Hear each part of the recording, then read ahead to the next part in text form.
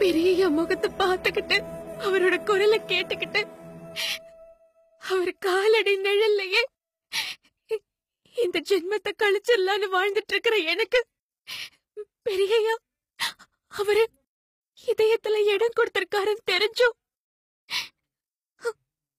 அது தெரியாத மாதிரி அவர்கிட்ட நடந்துகிட்டேனே, அது பாவம்தான். எத்தனையோ முறை அவர் மனசுல இருக்கிறத எனக்கு புரிய வச்சோம், நான் புரியாத மாதிரி அவரை தவிக்க விட்டேனே, அது பாவம்தான்.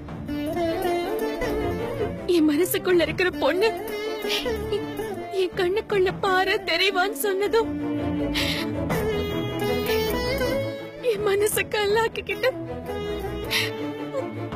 அவர் மனச வேதனைப்படுத்திட்டு போனேனே, அது பாவம்தான்.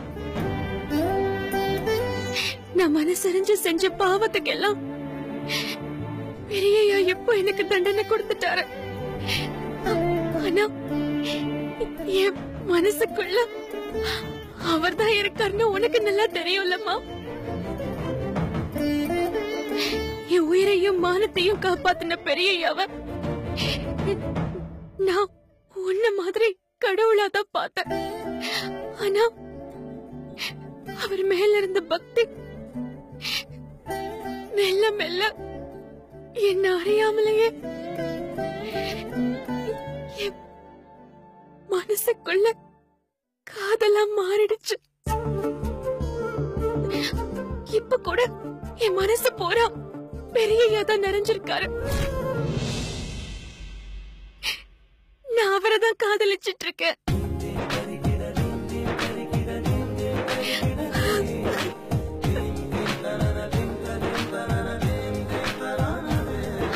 அந்த ஆண்டாளும் மீராவும் மாதிரி இந்த ஜென்மம் முழுசும் நான் பெரியய்யாவை நினைச்சிட்டே வாழ்ந்துருவேன். இதையெல்லாம் நான் பெரியய்யா கிட்ட சொல்ல முடியாது. எனக்கு பெரியய்யாவும் நீயும் ஒண்ணுதான். அதனால்தான் நான் உன்கிட்ட சொல்றேன். என் முகத்தை பார்க்க பிடிக்கல, என் குரலை கேட்க பிடிக்கலன்னு பெரியய்யா என்ன தூக்கி எறிஞ்சு பேசினது என்னால தாங்கிக்கவே முடியல. அவரு என்ன தூக்கி எறிஞ்சு பேசினதுக்காக என் மனசுல இருந்து அவரை என்னால தூக்கி எறிய முடியாது.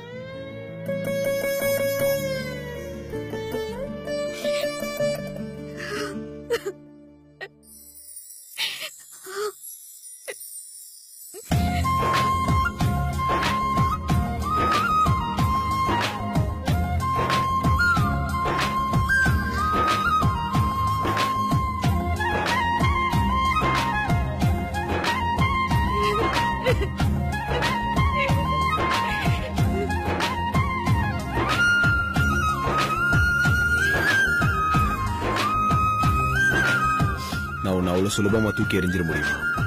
அது என்னால முடியுமா?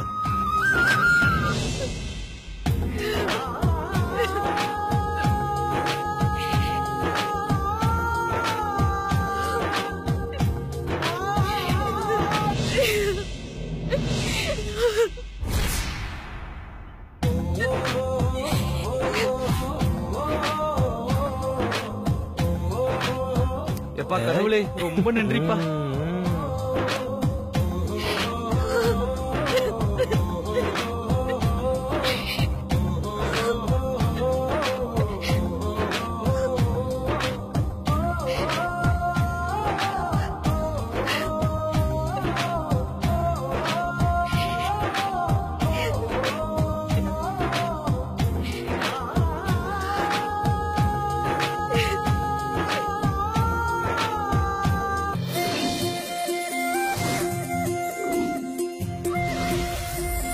செம்பருத்தி